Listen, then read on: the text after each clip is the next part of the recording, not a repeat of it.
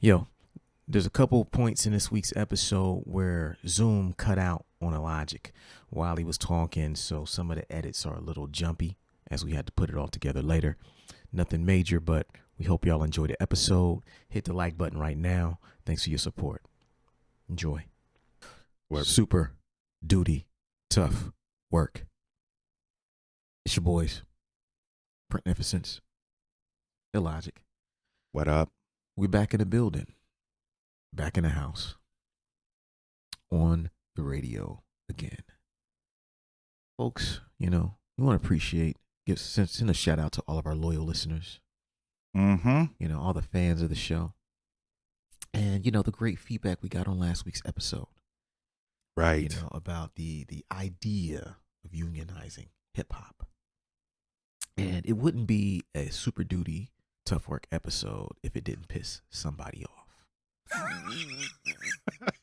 So the guy who hit me on Twitter, who was very upset that we decided to talk about this, hold this block button, my friend.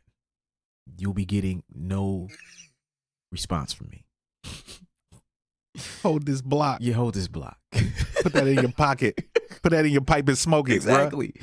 Chew on this block, bitch.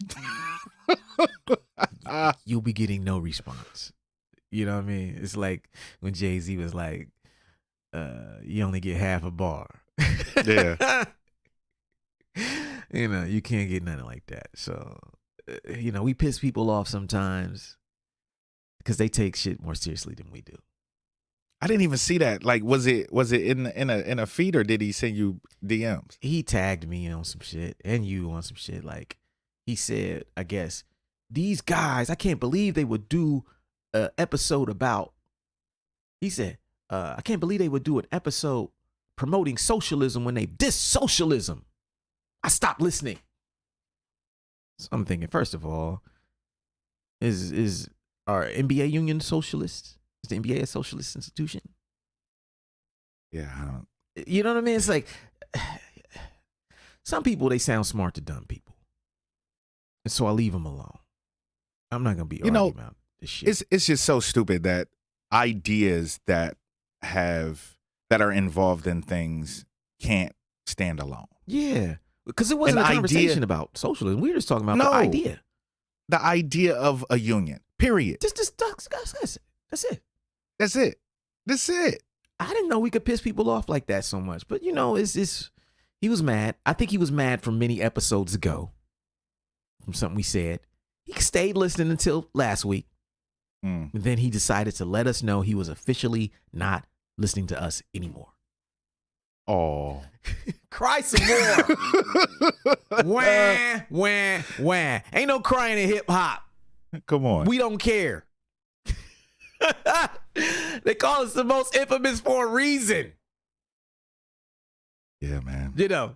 So anyways, this week, we're going to talk about rappers getting killed. This week, you know, we saw the unfortunate death of rapper Young Dolf, you know, from Memphis, Tennessee.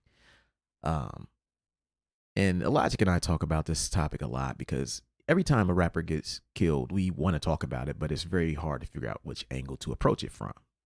Yeah. So many instances we have ideas and we just hold them because like, and then, you know, several months later, year later, someone else gets shot and killed. And we,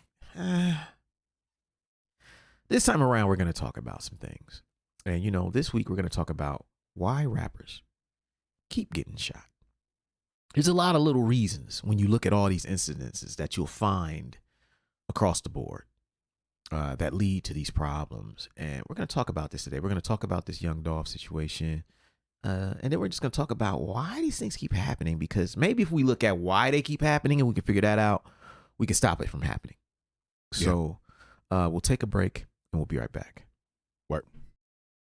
We got you stuck off the realness, the most infamous, you heard of us. Official podcast murderers, the show comes equipped with viewpoints to share. Grown man ideas for all those who care and want to grow, so go ahead and download. every single week with a brand new episode. You're not alone in this world, cousin. So we share information and honest discussion and keep repping the culture like we supposed to. They spread gossip, but they never come close to. I can hear it inside their tone. They talk about the industry, but never left their home. You get laced up with bullet points and such, plus empowering topics that they never would touch. You can put your whole network against the team, but Super Duty Tough Work's the MVP. Most valuable podcast on MP3. Priceless info, but all of it's free. So take these words home and think them through. Super Duty Tough Work is coming at you. You are now listening to Super Duty Tough Work with your host, Blueprint. Raw and uncut. Adult conversations. No shucking, no jiving, and no bullshit. Super Duty Tough Work. Y'all know who we are. Y'all know what we do.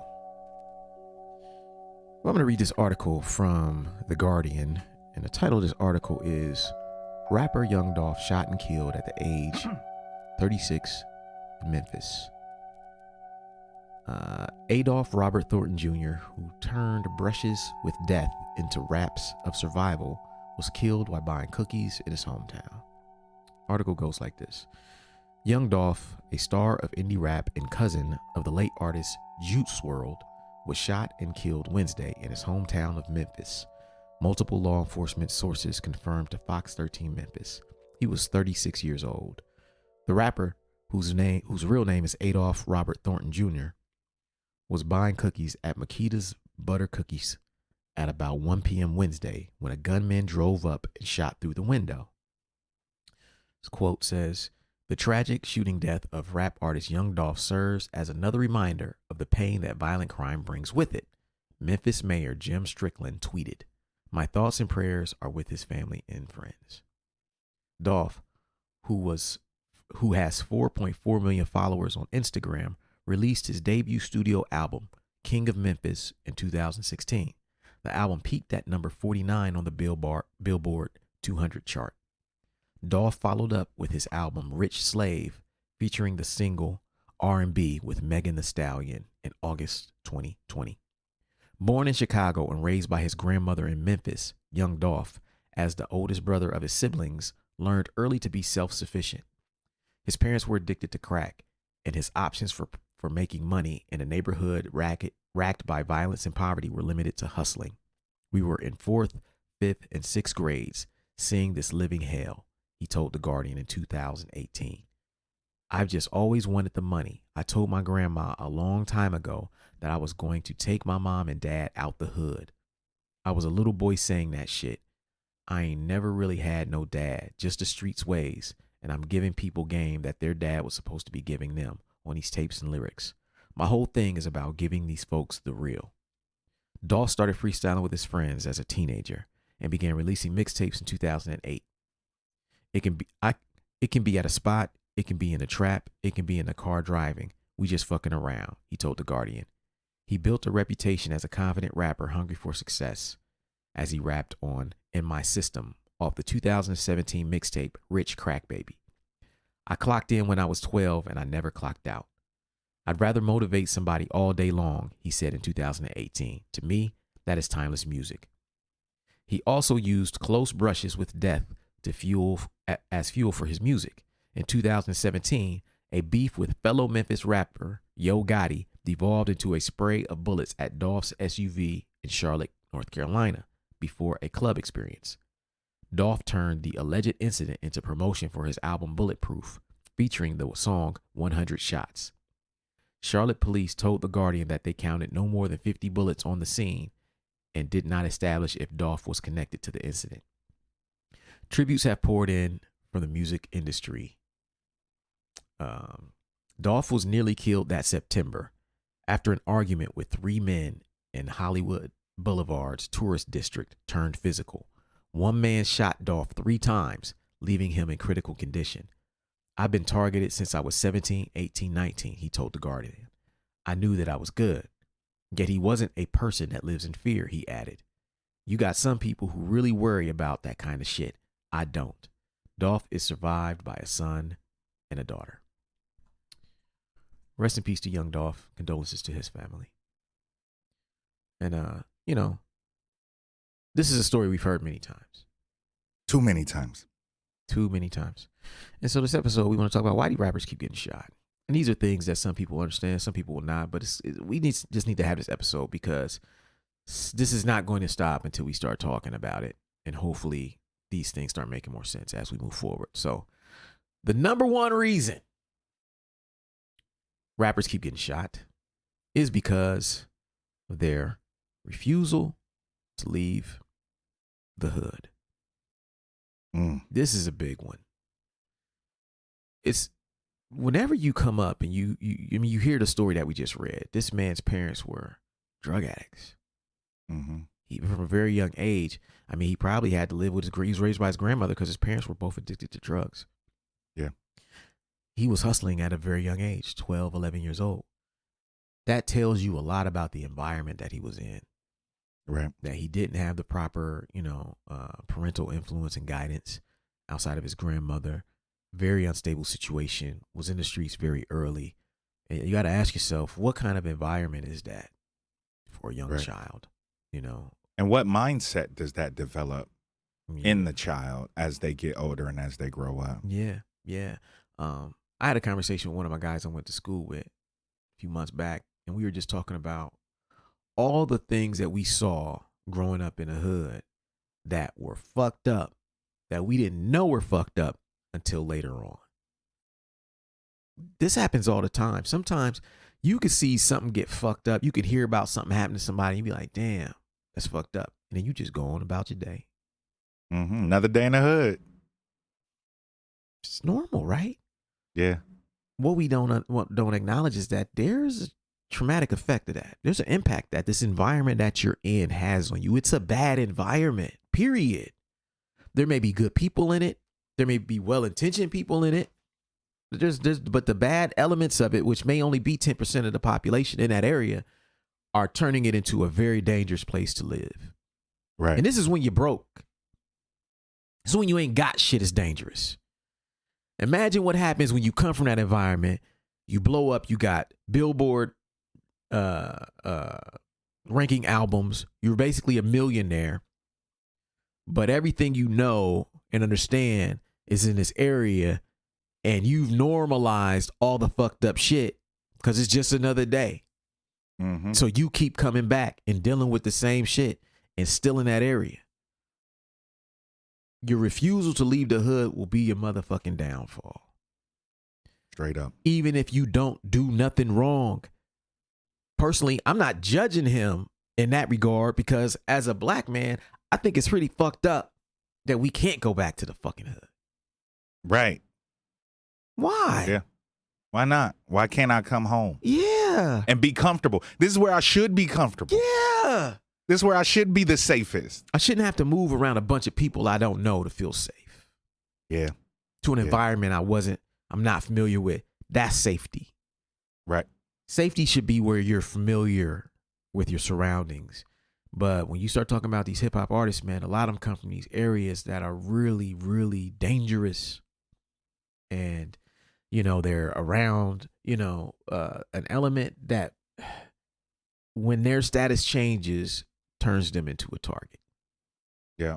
And the crazy shit is, it's not just physically refusing to leave the hood, but also their mindset doesn't leave the hood. Yes. So even though you live in the Hollywood Hills, but you still thinking like you live on the block in the projects, that shit still follows you. Yes. You know what I'm saying? Because your mindset, and you surround yourself with people that still have that mindset. So you're still a target, no matter if you physically leave, as if you don't mentally leave and you don't change how you approach life, the way that you think about life, then you still have that target on your back. Oh yeah. Yeah. And we'll get into that as well, because that's one of our later things we want to talk about, because, for guys like this, the thing that we see is that they kind of normalize the bad shit, the hood shit. He's still rapping about the same shit. You know what I'm saying? And so you have not left this environment. You may live in a nicer place, but you're back there enough to where people who would rob you even if you weren't rich, right, who right, target you even if you weren't a megastar, now have more opportunities to do so. And that's where the game is messed up. So that's the number one reason why rappers are getting shot and killed. And it's fucked up, but it's the truth.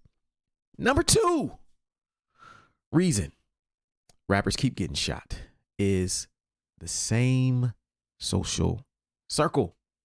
Yeah. You know what I mean? It's like, dude, just because you made it and you elevated doesn't mean that everyone around you did or will or has any desire to. Right. You keep the same social. I understand you're going to have a few homies who are mature enough to handle this transition. Mm-hmm. Guys in your crew that supported you the whole way up, and you say, hey, man, look, I done came up. Let me get you a job. Yeah. I want you to work here. I want you to do this. I want you to drive. I want you to do the merch. I want you to do this. Whatever it may be. Security, who cares? Hire them. Allow them to see, a positive side of life that's not from the hood, but be very careful because that's not for everybody. Yeah. And having the same social circle you had before you was rich, after you rich, will get you killed. Yeah, it's wild to think about that. Like, you can't, this piggybacks off number one. You know what I'm saying? Like, not leaving that hood shit. You know what I'm saying? And sometimes the reason that they keep those social circles around is because that's where they're comfortable. They don't want to be surrounded by a whole bunch of motherfuckers they don't know. Yes. You know what I'm saying? Even if it's bad for them, to be around the people that they know, they want to feel some semblance of comfort, of comfortability, of being feeling like they can relax, Mm-hmm. because last week, they was broke. This week, they a multimillionaire. Like, and that's how that shit happens with a lot of these rap artists. Like, they sign that contract and they get a check that day for, if depending on where they at, $500,000. Yep. You know what I'm saying? $250,000, and they fucking rich at that point. Yep. But they still live in a project, so they got to make that transition, and they taking their dudes with them a lot of times, and sometimes that's not the way to go. But it's hard to break that off, when you're just getting into this new area of your life where you don't know nobody. Yeah, that's in the same tax bracket as you. Yeah, you don't know nobody yet.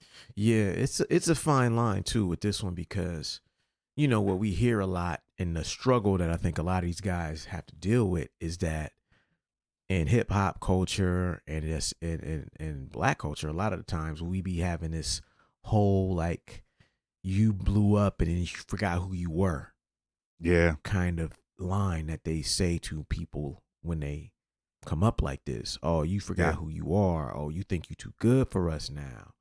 Yeah, so it's almost out of guilt that they keep the same. Guilt and trying to remain, I'm keeping it real. Yeah. You know what I'm saying? Like that they try to keep that same social circle, and it's not worth it all the time. Yeah, so like you got to keep some people from that environment around so that other people see that you ain't completely left it, so you still look like you legitimized by that neighborhood. Yeah. But keeping those people around who are into shit that's going to be detrimental to what you do is an easy way to get fucked up out here. And this whole show is not even about Young Dolf specifically. We don't know what the hell was behind that incident. But these themes that we're talking about in this episode apply to any number of these guys. And you hear it years later when these stories come out. It's always something like this. Mm-hmm. So even if only one of these applies to him, you know what I mean? Hopefully this show explains a lot of why these things happen to all these rappers. So that's number two. The number three reason why rappers keep getting shot is being too flashy. Yeah. As I was saying, in the words of Jay Dilla, fuck that. I know better. Can't floss around niggas with no cheddar. No cheddar. Yep. He told you. He told y'all. There's certain shit you can't do around people who don't have what you have. Right. And this is one of the biggest dynamics that puts rappers in jeopardy because, you know, part of being a rapper seems to be that you have to be as flashy as possible. Like you can't look broke and be like a mainstream rapper. Right. You can't dress down. You always got to dress up. More gold, more diamonds, more bling, more, you know what I'm saying? Flashy shit. Yeah. But you got to realize that the people who got a problem with you, all that does is create more animosity. Yeah, they looking to catch you slipping. Yeah. You're like, look at this chain. I'm going to take that shit. Yeah. Look at this car. All that money on Instagram. I never understood that. Yeah. Never understood that. Like, why do you want it? Why? Yeah. For what? Like, what's the purpose? We don't hear about fucking dudes in other genres getting jacked like this. No, because you go to their Instagrams, they ain't got, $100,000 spread out around the room in stacks. Right. Holding up to their ear. Hey, look at me. Right. But even you look at, the Jay-Z's of the world, the Nas's, the cats that we know got millions of dollars. Yeah.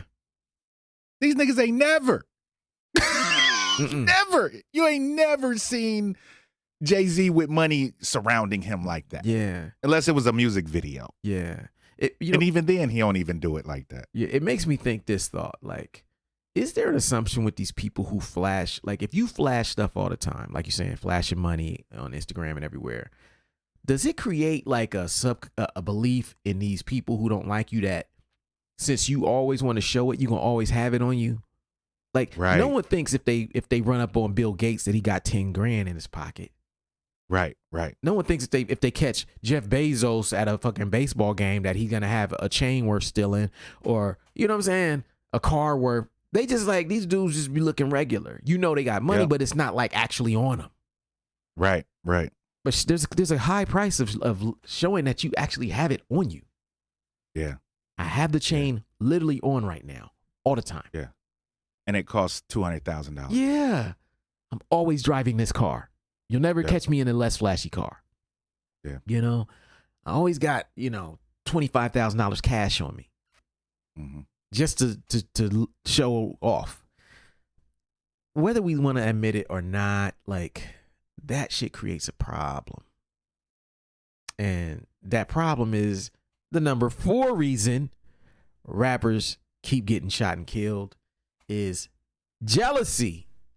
Yes. This might be number 1 on this list in terms of priority. Mm-hmm. We hate to admit it, but the more successful you are, there's always going to be somebody who hates to see that success, man. Yeah. And even if it's not monetary, you see very few people in society are wired to where the next man's success they can celebrate and be happy and inspired by. Oh, yeah. Especially cats that come from the hood. Yes. That don't see a lot of that success. Mm-hmm. I was talking about how this is creating a culture in young people where, they feel like they have to have money and this is how you look cool. Mm-hmm. And this is, what if I'm really a thug, you know what I'm saying? If I'm really hard, you know what I'm saying? This is what the hard dudes do. Yep. So let me get my allowance all in ones, you know what I'm saying? And show this money or let me, have all this money around me when you really don't got shit. Yes. But you portraying something and you become a target. Yep. You know what I'm saying? And this is why young kids are getting involved in this shit and getting killed too. Yeah, dude. I fucking agree. So that's number 4. Let's take a break anyway. We'll be right back.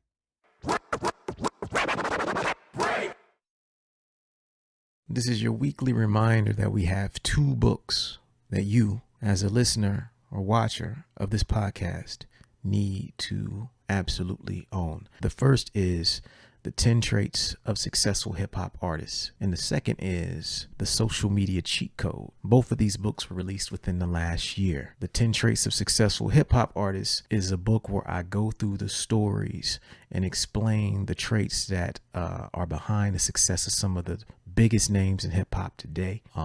The book has got nothing but amazing feedback. And if you are an artist, business person, whatever you do, if you would like to be inspired and would like to learn more about hip hop along the way and also see some reinforcement of the concepts that we talk about on this podcast, The 10 Traits of Successful Hip Hop is for you. Second book is The Social Media Cheat Code. That is for everyone who listens to this podcast who does not consider themselves an expert or really good at social media. It's not for super experienced people. It's actually for people who are on social media but are not getting the results you need. So what we did is I broke down like 12 or 13 strategies that I use all the time that actually work really well for me. I put it into a book. I gave you examples and I tell you how to implement it. That's a book you absolutely need as a listener to this podcast, watcher of this podcast. If you're on YouTube, supporting these books actually goes a long way towards supporting the podcast. So to support the show, if you like what we do, obviously we don't necessarily get paid to do this shit. So support the products and services that we create. And these 2 books are a big part of that. We appreciate your support, and back to the show.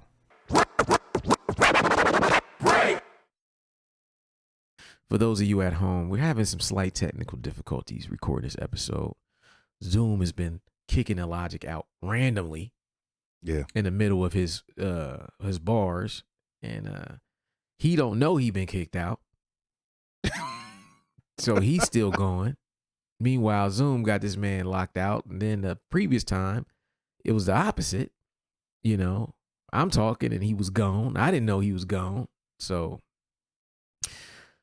there might be a couple of edits in this episode where it seems like it jumps a little bit. If so, forgive us. We do our best. We keep it pushing. So now back to this topic. Why rappers keep getting shot. Number 5. And this is one that you spoke on a little bit earlier that we got to talk about. The number 5 reason is not changing their mindset. Now, yes, let's assume that you do the right thing that we mentioned in number 1. You actually do move out of the hood when you become really successful. Moving out of the hood is not just a physical thing. It's mental. Your mindset has to change as you change your environment. You have to realize that you're not like everybody else. You're different now. You have a status they don't have. You have a platform they don't have. You have financial streams and money that they'll never see. Right. And because of that, like, you have to change how you think. You can't be a wealthy person with a poor person's mentality. Yep. Or you will not. Because you won't be wealthy that long. Not very long, buddy. Nope. It'll come to an end. And so what we want to say is, like, when you start to elevate, make sure that you are cultivating your mind as well. Not just, it's very similar to someone who lifts a bunch of weights but never works on their self-esteem. Oh, facts. You know, and then when they lift weights, they become more insecure. There's still that insecure fat boy inside, even though they got in shape. You're like, what's up with this guy? Why are they so insecure? They look great. And they still think they're ugly. They still think that they're, not good enough. Working on the physical aspect is one thing, but working on the mental aspect is another. When you make it, you're going to have to realize there's certain things that you should not be involved with and certain things that you are above. Yeah. And it's important. Yeah. And it's hard to do that when you're around people who don't believe the same thing. You now have everything to lose. They don't. Yeah.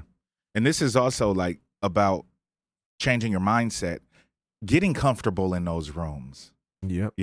Where there are people that are now in your position, because most people that are in that position that are millionaires or more, they think very differently. They do things very differently. They move very differently. They're surrounded by people who are very different. Facts. You know what I'm saying? So it's always one of those situations where if you want to be a Jay-Z, if you want to be a Puff, if you want to get to those levels, then yeah, you can still surround yourself with hip hop people, but surround yourself with hip hop people that are in a position where they might have came from the hood, but the hood mindset has changed. Yes. So those are the kind of people that you need to study, the people that have come from the same place that you've come from, but have made that transition in their minds as well as their bank accounts. Facts. And those kind of people give you game, you know what I'm saying, and give you, ways to move and ways to not be uncomfortable. Yes. Facts. You don't have to be around Jeff Bezos. You could be around Jay-Z. I'm sure that's a completely different, same kind of mindset. Yep. You know what I'm saying? But it's a more comfortability being around a Timberland, being around you know what I'm saying? Like than Bill Gates or, you know what I'm saying? Like, I'm sure there's a difference but these people still have money. So yeah, you gotta change your mind, man. Yeah. It reminds me of the story that Benny Siegel told about how when at like the post Rockefeller era, when Benny Siegel was still kind of getting doing in trouble street things, and he was in court, and the judge asked Jay-Z if he could release Benny Siegel under Jay-Z's custody. If he would be willing to sign for him and be responsible for him, and Jay-Z said no. Yep. And straight up. And Benny Siegel was hurt about that at the time. Lashed out, diss songs, everything. Really mad at Jay for not taking responsibility for him. But the reason Jay couldn't do it is because Benny Siegel's mentality had not evolved. Facts. He knew that if Benny Siegel was still acting that way after he was already a millionaire, what the hell am I going to tell this grown-ass man out here on the streets? This dude going to go out here and do the same thing. Only difference now is that because I signed for this man, I'm responsible. I'm responsible. Come on now. And so who wants to do that? Nobody. And everybody at the time was like, oh man, that's messed up. You wouldn't sign for your man. Neither would you. Nope. Neither would you. Because you understand, like, that's very serious. You do that for your children. Maybe. Depending on the situation. Right. You might be like, hey, how many times it's been. Yeah, you got to stay in there, partner. You ain't learned your lesson. Right. This is the 4th time I didn't sign for you, bro. Yeah. I'm not doing it again. Not doing it again. Know what I'm saying? You on your own. And I think that's where Jay-Z was at with it. Jay was like, dude, I'm tired of fucking getting you out of these situations. You have to learn because your mentality has not changed. And until your mentality change, you're going to have to learn this lesson. And you keep going through this because you keep refusing to learn this lesson. Yep. And so change your mindset. That's number 5. Number 6 reason rappers keep getting shot. This was a taboo one, but we got to talk about it anyway. It's the truth. Women. Women. When you look at hip hop, do you ever think it's weird that these dudes all be like passing off the same 5 to 7 women? Come on, bruh. Come on. And then every time they get with them, they be taking shots at the dude who dated them before. Come on. And then the chick be getting passed around, and she looks. No one says nothing to her. But then these dudes don't like each other no more. Yeah. Or you think it's weird that when a rapper got beef with another rapper, he's more likely to slide into that rapper's girl's DMs than he is to diss him on record? Facts. Y'all think this don't cause some tension? Come on now. Y'all think this will cause tension with regular dudes. Right. Let alone multimillionaires who can make a couple phone calls and get at you. Yeah. You know what I mean? Yeah. Like, it causes problems, man. I mean, and the guys who are married don't be having these problems. They do not. They do not. They be minding their business, man. They don't be fighting over women once you're married. Yeah. It's very rare. You ain't got to do that. Very rare. Yeah. You ain't passing around your wife to nobody. Facts. And I think we got to admit that there's something about that puts a lot of brothers in danger. And that until they realize that my competition with this man or these other men for the same woman is creating a tension in situations that I really don't want to be dealing with. They're going to always be in these bullshit situations. Yep. It's very true. So. I don't really got nothing to add to that. It's just true. It's just true. And it's not the women's fault. No, the women are women are being women. Women are being women, and dudes are unfortunately being dudes. Right. Like, right.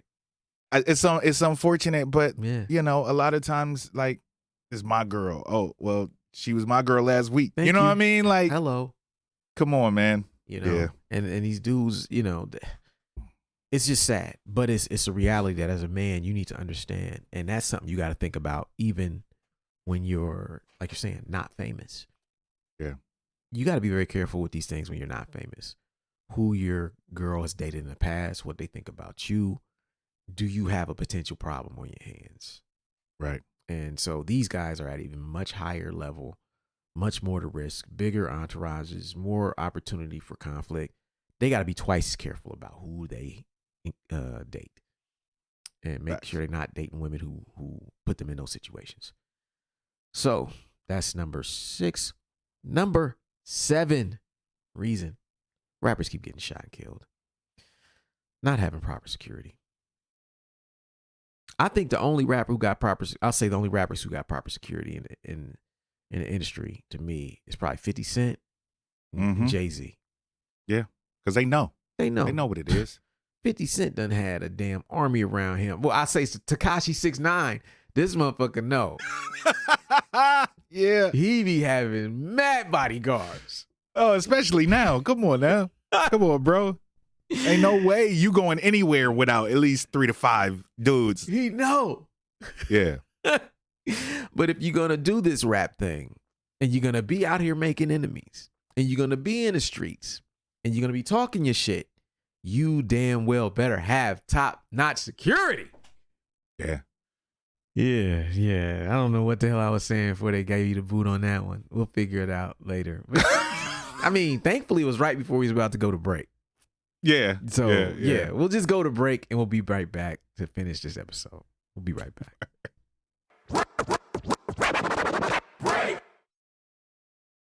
Quick announcement.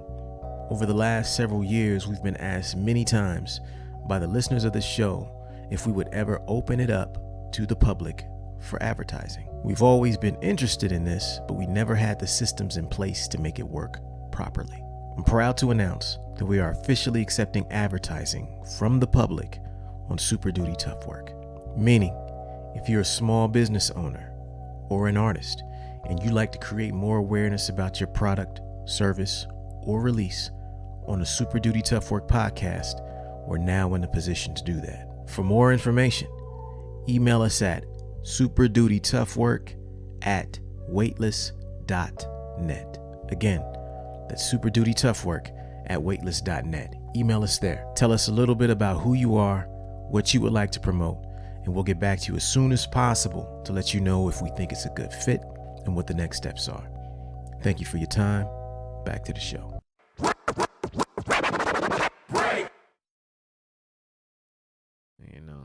So, all right, folks, we back.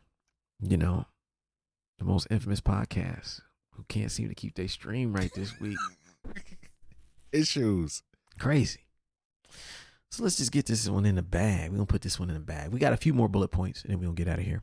On the number 8 reason rappers keep getting shot is trying to impress the wrong people. Right. Here's the thing. When everybody's at a lower level, it's easier to impress them people. You know what I'm saying?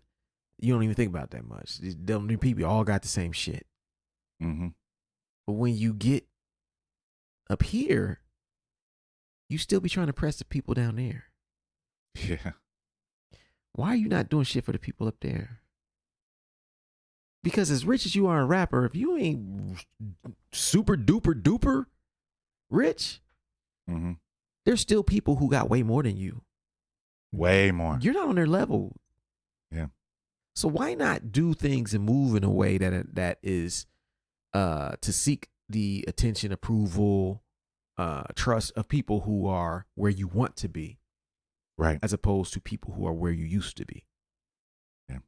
And this is why I say the wrong people, right? Like if you're gonna try to impress somebody, aim high. Yeah, exactly. Not low. It's easy. Because the people down there are already impressed anyway. You ain't got to do nothing for them. You ain't got to do nothing. Like just the fact that you where you are is impressive. You've done enough. That's all. You've done way more than enough. And so, when you see these guys doing some of this stuff, you got to think about who they're doing it for. Mm-hmm. A chain looks great to somebody else who's got $1 million, but to a motherfucker who's got $200 million, he's looking at your chain and your car thinking, Nothing. Yeah, That's it. that's so 2003. Yeah. I never, you know what I mean? Yeah, so gaudy. You know, they be using words Right. like that. You know, just like distasteful. They don't even like that shit, that flashy shit. So it's different to them. So I say, if we can stop trying to impress the wrong people, even with just like how we speak about violence, how we present ourselves on some tough guy shit, you know. If you talking about you still talking about getting physical with cats, you still talking about shooting people up. You're not aiming high. Yep. Aiming low. You're talking to the people beneath you, on your level. You know, because I ain't heard nobody, no super rich people out here giving physical threats to nobody. Seems to me like the more money you get, the less physical violence appeals to you. Yeah, exactly. You got shit to protect. You got shit to lose. Yeah. And the thing, one of the things is like, nobody's gonna really talk about how, you know, the shit that these rappers talk about. Nobody's gonna talk about how that relates to them getting killed. Nobody's gonna say anything. We just going, you know, hit them with some rest in peace and play their catalogs. But we not gonna talk about the content. Come on. That they putting out there. Come on. We not gonna talk about that. We gonna act like, you know, the shit that Young Dolf was talking about and the way that he presented himself. Because I hadn't heard of him. I mean, I heard of him, but I hadn't really listened to his shit. I went and listened to a little bit of his stuff. Yeah. Some of it is really on some positive, like got myself out of the hood, you know, kind of shit. But a lot of it is on some I'ma shoot you, I'ma kill you, you know, like I'ma kill, you know what I mean? Like you live by the gun, die by the gun, like that shit is real. Yes. You put that out into the universe, that's what's gonna come back to you. Karma is real. Yeah. Karma is real. And you know who's gonna talk about it? We are. Yeah. Exactly. We gonna be the only motherfuckers who actually take it there. Yeah, because ain't nobody taking it there. Even like, and the sucky thing is the fans of this music want to act like this shit don't have nothing to do with what's going on. Yeah. Like even cats like what was that dude's name? The Triple X dude that was real depressed. Tentacion. Yeah. Yeah. Like even like cats coming to fight him at shows and Dog, you know what I'm saying? There was and mad videos of him just squabbing dudes on his own. Just right. And the thing is, his music wasn't even about, but his just the way that he lived his life. Yeah. And the people he surrounded himself with and shit. Like, you think that stuff ain't gonna come back and bite you? Facts. How you think Pop Smoke got killed? Trying to be hard. You know, so trying to still be hard. You know, man, like, come on, man. Yeah, man. It's you know, and that's a perfect segue to the number 9 bullet point. Yeah. Which is romanticizing death. Mm-hmm. The first rappers I remember to do that were Tupac and Biggie. Yep. Those are the first 2 rappers to ever kind of glorify and romanticize the idea of dying young, and have that be a theme throughout their music. Shit, Ready to Die. His name, his first album's called Ready to Die. Hello. I mean, come on. Ready to Die, Life After Death. Yeah. You know, it's like these dudes were always talking about dying and, you know, at the hands of somebody else, and how they didn't give a fuck. Mm-hmm. That's the energy you put out there. That's going to be on your music. It's going to be the energy you live by. Yeah. You cannot romanticize dying young and in your music and think that it doesn't increase the likelihood of you dying young. Right. Someone who values growing old, being around for a long time, moves a lot differently than somebody who's just like, hey, if today is it, fuck it, I'll die. You know? Right. They move differently. And there's a price to pay for romanticizing death and dying young in music and art and how we interface with the world. And I think some of these deaths have something to do with that at a spiritual, subconscious level. We can't measure it. We can't know, but it seems to be a reoccurring theme across many of these guys. The way they speak about death is very, I'm ready to go right now. Yeah. And a lot of times the way they speak about death is a lot of times how they die. Yes. You know what I'm saying? The things that they talk about as far as, you know, inflicting things on other people, and you know, and I'm gonna kill this person, I'm gonna shoot this dude, I'm gonna, you know, headshot this, that. You know what I mean? Like, Yeah. a lot of that shit, like that's how that shit comes back. Yes. Yes, it does, man. So that's number 9.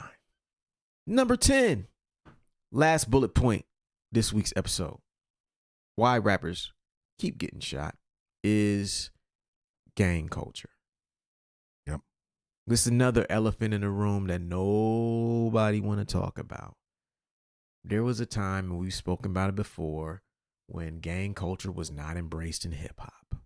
Yep. This is when you saw NWA wearing all black, Yep, instead of blue yep, or red. They might have mentioned the word the set, but you never heard them glorify Bloods and Crips and none of that stuff on record. It was frowned upon. Now you got guys with blue rags and red rags and it's Blood this and Crip this. And they're not the only gangs in hip hop. But gang culture is synonymous with a lot of these rappers now in hip hop. And it's glorified to the point to where that energy creates attention mm-hmm. to where your beef with another rapper is not just about you and them no more. Yeah. It's about this whole gang against that whole gang. You know? And you look at what happened to Pac and Big, it was like they were beefing, but the people who killed them were not even in their immediate crew. Yeah, just some, and it was gang shit. Gang shit. Dudes outside of hip hop were the ones, you know what I'm saying? In hip hop, where there was some semblance of, okay, you diss me on record, I diss you back.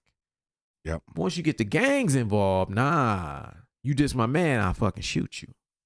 Yeah, and the thing is, like, the wild thing is, the first person I really remember, you know, other than like the Bloods and Crips that were on record, you know what I'm saying, which was kind of real low key. But the first big person I remember that was claiming the gang was Snoop. Yep, Snoop Dogg, then the Game, and then the Game. Yep. You know, so Snoop was the Crip, the Game was the Blood. Yep. You know, and even, I mean, shit, and even as peace as Kendrick is, he talks about Bloods. Yep. Yeah. You know what I'm saying? Like, I don't think he's in the gang, but those are the people that he was raised around, and those are the people that was in his hood. So, you know, it's scary, man. Yeah, it is. You got to be careful with that. You got to be careful with that, man. So, you know, that's our take on it. You know, that's it for this week. You know, we don't have no solutions on this shit. I mean, unfortunately, there seems to be no pause in it. From Nipsey to Young Dolf to, you see what I'm saying? Like, it just keeps going. And no one wants to talk about why these things keep happening. And this is our opinion. Y'all, some people might get pissed off by us saying some of these things at this point, but I think y'all know it's fucking real. Yeah, and it just creates conversation. If you think there's other reasons, then let's talk about them. Yeah, you know what I'm saying? Like, let's create the convo, because yeah, we don't listen to a lot of this stuff. Like, our fans and followers probably don't listen to a lot of these cats that are getting killed. Yeah. But it's still an epidemic in hip hop culture, whether we like these dudes or not. Yeah. They're part of the fucking culture. Yeah. And it's something that needs to be changed, and it's something that needs to be addressed. Shit. Well said, my man. Well said. Yeah. So that's it for this week, man. You know, and you know, we will see y'all next week. Word. Peace. Peace. Thank you for listening to Super Duty Tough Work. Subscribe to the podcast on iTunes. Follow the podcast on SoundCloud. Peace. Shoot, I got styles already that's more complex that nobody know about. I mean, super duty tough work.